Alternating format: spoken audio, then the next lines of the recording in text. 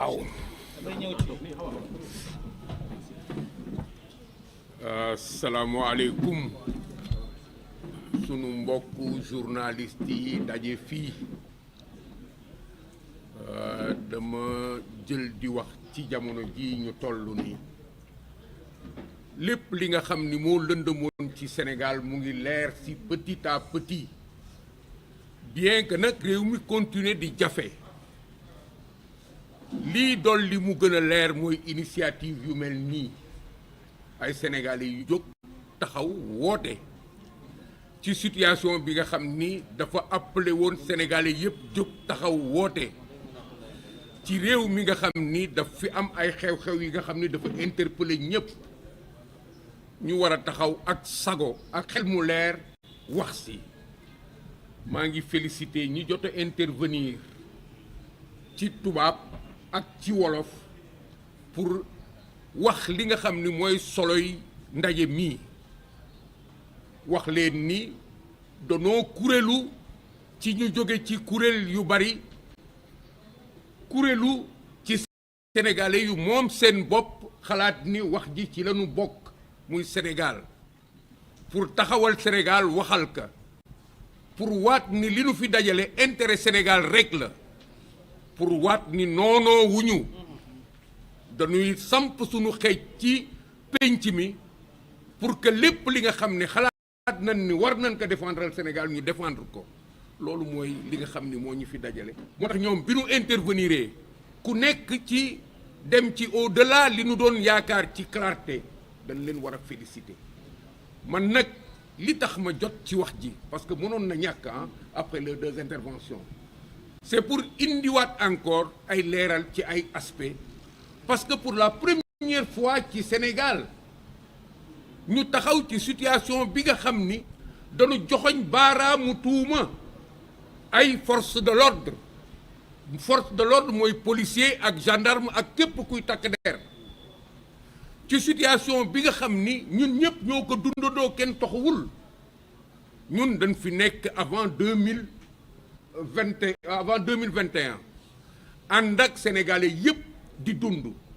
ba 2021 ñëw ñu dugg ci benn goutte gi nga xam ni mu ngi jeex 2024 après élection yi loolu indi fi ay tolof-tolof ay nit ñàkk ci seen bakkan ay nit ñàkk seen alal ay nit gaañu fi comme l'a dit l'autre mu am fi dossier bu rëy bi nga xam ni mooy li nga xam ni mooy taxawaayu état bi ci fexe ba sunu république du daanu du naxsaay c'est cette forte résistance que l'État du Sénégal a géré à partir de l'action de son chef de l'exécutif di wàcc ak moom ba ci alkaati bi gën a tuuti ci mbedd mi pour que ñu téye république bi am na ay initiatives yu fa amoon yi nga xam ni ñu ngi ko tudde woon sauvons la république des initiatives éparses ku nekk fi nga ko sentiré nga taxaw parce que la république était en danger cela a produit ce qui a permis de sauver la république mais aspect boobu yi tamit moo produire li fi indi Pastef parce que ñi ñu jàpp ci li nga xam ni moom lañ fi defoon ñii expliquer ba mu leer ci li nga xam ni appel à l'insurrection la du ma dugg ci détail bi défiance la par rapport ak république bi ak état bi du ma dugg ci détail yi ay cas particulier la de comportement délinquant yi nga xam ni dafa tax ay bakkan dee ci puisque dañu jëm ci leeral du ma dugg ci circonstance du ma éclairer man sama bopp mais li nga xam ni moo fi xew ñun ñëpp fekk nañ ko ay événement yu xew ñuy daw ñun ñëpp ba ay bakkan rot léegi ñu dem ba démocratie gagné luy loolu mooy que ni président Macky Sall bi nga xam ni ñëpp dañu d'accord woon ni waru fi indi amnistie moo décidé ni day créer condition wu ñu delluwaat ci démocratie nit ñëpp juboo ñu dellu ci élection inclusive bi nga xam ni ñëpp dañuy bokk ku am droit voter da ngay voter initiative am je suis un témoin de cela du woon yem ci Bassirou Diomaye Faye mais c'était aller jusqu'à créer les conditions de participation à l'élection de Karim Wade Ousmane Sonko mais mbir mi demee ci li nga xam ne moo fi xew ba mu am ay gàllankoor yi nga xam ne dafa résumer suñu processus électoral ci lii ñu am Bassirou Diomaye Faye nekk candidat ñu def loi d'amnistie ñu génn ci kaso bi loolu moo jox Pastef pouvoir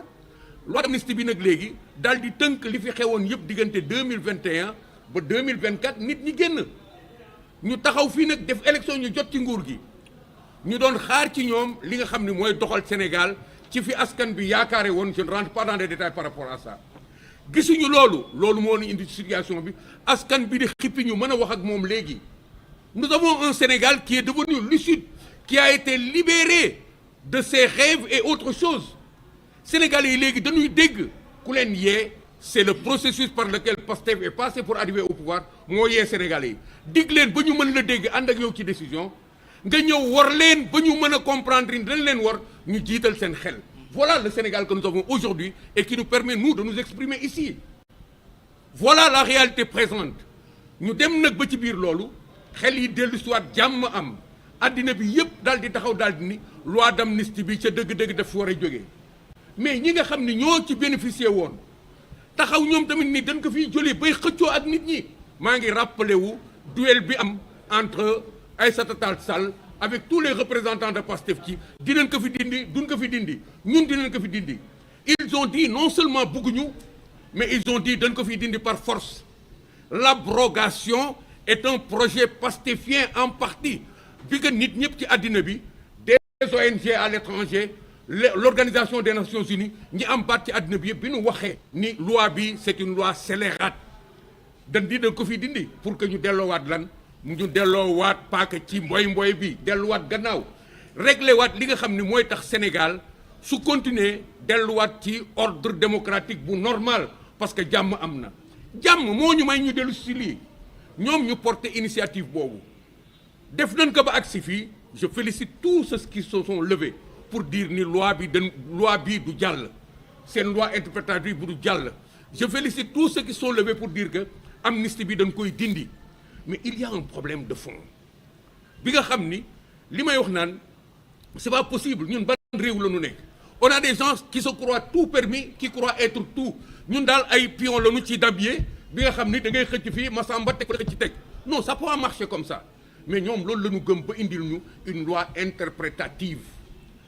indi ni loi bi kat day toj yaxu amnistie bi ñun waxatuñu amnistie fi jógee mais dañuy indi loi bi nga xam ni day fay ci kaw amnistie bi toj amnistie bi ñii expliqué nañ li fi nekk pour que ñun suñu njaboot mucc ñun ñu mucc mais pour que ñeneen ñi ñu régler les problèmes sur leur dos muy li fi nekkoon yëpp ma jukki ci benn ñi nga xam ni moom lañ tuddee force de défense et de sécurité nga xam ni ñoom seen liggéey la ñu mës a def alkaati bi nekk ci carrefour bi ak alkaati bi def maintien de l'ordre ñoo bokk situation ku ci sol sa tenue takk sa ndigg boo génnee sa liggéey rek ngay def damay wax souvent nit ñi ni su ma masaan sol génn nit taxaw sama kanam dafay normal mais soo jëloon benn waay fii ku nekk si yéen fii nga yeewu suba rek daal di dem marché Colobane jënd sa ay tenue daal di sol daal di taxaw daal di takk sa ndigg soo génnee ñu ree la parce que légitimité bi alkaati bi demee moom mooy li nga xam ni moo ko def alkaati mu jox ko mission jox ko tenue bi nga xam ni du bokk ak nit ñi li ñuy sol mu takk diggam der bu ngande te nekkul dof loolu soo jëlee nit def ko foofu mu ciy liggéey ñu koy fay ñu jox ko fetal kooku dafa am légitimité parce que dafa am charge bi ci li nga xam ni mooy doxal réew mi ci la soqeekoo ba agsi ci moom ñooñu lañu jël tey nag ci situation bi nga xam ni dañ ne ay nit danoo ñàkk seen bakkan ñu ne nag léegi ñoom soo ni nit politique lañ doon def alkaati yi ak ñeneen defuñu politique danoo rey te dañ leen yebal pour ñu rey nanu seet nan la ñuy régler problème bi ci ñoom ñun dañu jógoon déjà bi ñu waxee rek te leeraluñu dañu jóg ni ñii kat suñu waxee lii c'est parce que dañu joxoñ baaraamu tuuma indirectement alkaati yi mais ñoom bàyyiwuñ ko foofu dañu taxaw wax directement ba naan 80 morts la 80 alkaati la ñu soxla pour régler problème bii ñu ni mais c'est fou ça ñu dem nag ba ci biir loolu ñuy expliquer balu fetalu alkaati bi ni mu def nii bay dugg ci démarche technique gu indi responsabilité alkaati bi dans une démarche d'enquête ce qui est inouï kenn mësul gis loolu c'est des politiciens c'est des parlementaires c'est des juges c'est des magistrats on a un groupe de personnes qui mandatent une personne pour jouer tous ces rôles-là à la fois. C'est Amadou Ba qui devient tout pour nous, ñun dañuy noppi. Amuñu droit noppi. Aucun citoyen sénégalais n'a le droit de se taire devant quelque chose comme ça. On nous crée des troubles, ay nit dee, on nous menace et on nous crée encore une possibilité de trouble en indexant des policiers et des gendarmes. Moi, je le fais parce que c'est mon sang, je suis policier, je le resterai toute la vie durant, parce que loolu laa xam pendant 40 ans. Mais je le fais parce que je suis un citoyen sénégalais. Du ma xool fii ay nit di wax li nga xam ne day taal réew may noppi. Ay alkaati nga xam lan mooy alkaati lan moo leen missionné ma mën ko expliquer damay taxaw expliquer loolu moo ma indi fii. Alkaati fonctionnaire la fonctionnaire bi nga xam ni lépp lu muy def dañ ko tënk ci yoon li muy solee tenue bi sax dañ ko tënk ba bouton bi dañ ko tënk ci yoon. Alkaati fonctionnaire la bi nga xam ni ci càlla la bi nga xam ni mooy wàcce doole buur ci digg penc mi pour que lépp normal moom moo yore cat bu mujj bi moom mooy yëkkati moom mooy teg ñu ni kooku nag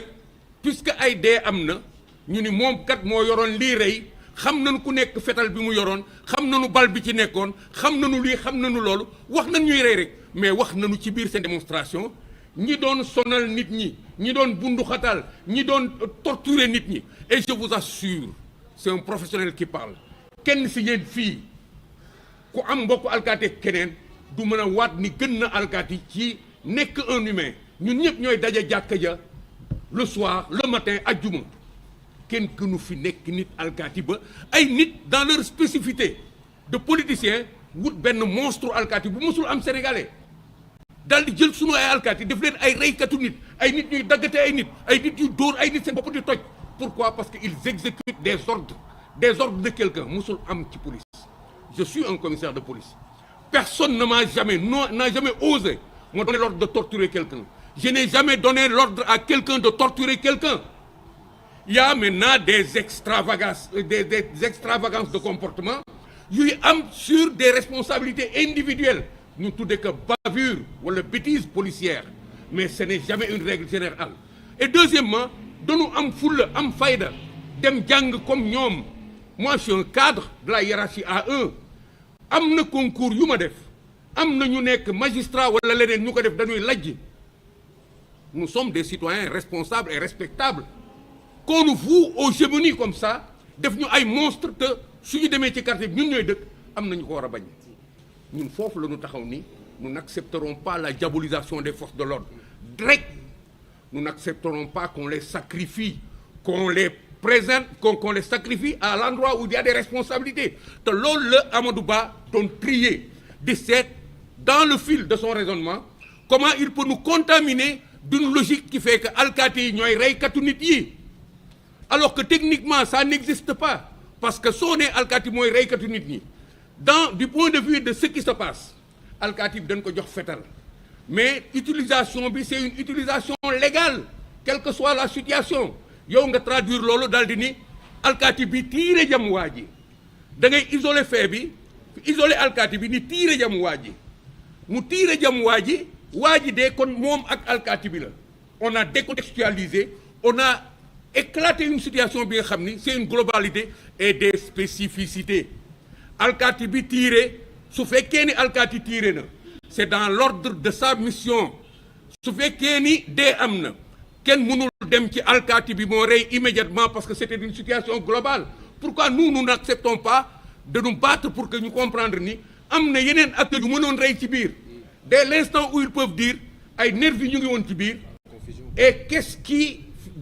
pourquoi ils n'ont pas dit ñun tamit amoon nañ suñu ay nit biir. du ma def enquête bi fii mais tout le monde sait que il y a des infiltrations malheureuses et dangereuses malsaines qui étaient dans ce mouvement-là. Rien que les énoncer li Ousmane Sonko wax ni à qui profitent les morts su fekkee ni à chaque mort la pression monte dans le camp du président Macky Sall ñoom la mort leur profite. À qui a donné des ordres? Quel est l'élément déclencheur? Est-ce que ñoom mën nañu justifier de tout ce qu'ils ont dit? Je ne fais pas l'enquête. Ce qui m'intéresse dans cela, c'est d'isoler les forces de défense et de sécurité pour dire que du point de vue des intentions, aucun d'eux n'est un criminel même ki nga xam ni un jour suñu demee ba gis ni moom moo tiré que les dés c'est pas un criminel c'est quelqu'un qui était dans un champ d'opération de son métier loolu suñ ko jëlee noonu dafay dem pourquoi parce que fetal bi mu yore moomu ko situation bi fa nekk su doon moom rek la day dem tëddi këram du maçon du menuisier alkaati la l'autre aspect de chose c'est des gens yi nga xam ni li ñuy def yëpp dans l'ordonnancement c'est prévu par la loi pourquoi on accepte une république dont l'ensemble des règles sont créées par les derniers venus Sénégal qui existait depuis boobu man juddoogo wala ma nekk xale les derniers venus de cette république nous imposent des règles ñoom ñooy wax alkaati bi lu muy def ci benn champ d'opération et de quelle manière légalement on doit saisir son comportement pour l'innocenter ou pour le libérer mais c'est pas possible alkaati bu jógee déjà li nga xam ne mooy responsable bi ak loi bi daf ko teg daal di ni kii kat am na nu muy demee su defee lii loi bi daf koy couvrir il n'y a pas de crime il n'y a pas de délit par rapport au comportement d'un agent de la force des forces de défense et de sécurité dans le cadre de l'exercice de sa mission tant qu'il se comporte normalement maintenant ñu def ko loolu ñoo gën a soxla ci suñu bopp dès que mu am benn écart bu ndaw on se dit est-ce que kii li nu ko waxoon mu moytu ko yëpp moytu na ko parce que bakkan rot wala nit gaañu na c'est comme ça qu'on a traité toute cette question donc on n'est pas dans une république nouvelle nous avons toujours fait des enquêtes pour voir dans quelles conditions un policier a eu à utiliser son arme quelles que soient les circonstances aujourd'hui nous avons tous donc la responsabilité ici de dire nous refusons qu'on nous isole des policiers définir une démarche dans laquelle on les incrimine ba ciy tudd 80 nous refusons qu'on nous isole des policiers et qu'on isole à côté des gens auxquels on trouve un motif de politicien pour dire qu'ils n'y sont rien alors qu'on a forcé l'énoncé du problème depuis le départ on n'a pas dit d'où sont parties les choses pour Amadou Ba c'est parti de il y a un mort comment ça s'est passé qui a tué mais quelle est la situation dans laquelle la mort est intervenue quel est le facteur déclencheur lan moo xewoon comme l'ont dit les autres c'est là qu'ils veulent nous leurrer créer une situation qui les dégage de responsabilité pour encercler les autres dans un fossé noir bi nga xam ne dañ fay lakk ñëpp et leur démarche n'exclut pas les policiers mais il n'exclut pas ces gens dont on parle ñu ni oui il y a des gens yi nga xam ni ñoom ñoo doon joxe ordre ñoom ñoo joxe xaalis ñoo recruter ay nervis ñoo def nii ñoo def na la mais il faut que loolu ñu bàyyi ko ak lépp comme l'ont dit les autres ñu dem ci enquête wax enquête mu def lépp pour que loolu mën a nekk il faut ñu jële fi loi d'amnistie bi jële fi loi d'amnistie bi lépp sedd fii ñu dem ci enquête bu claire li ñuy éviter yëpp il y a des acteurs dans le monde qui peuvent nous le permettre et c'est le monde entier qui est demandeur de l'abrogation de cette loi d'amnistie c'est le monde entier qui le demande donc nous en appelons à la diligence de tous les Sénégalais ñu taxaw bañ ñu imposer une situation bu mel nii bañ engagé wu xeex pour qu'on ne sacrifie pas nos forces de défense et de sécurité.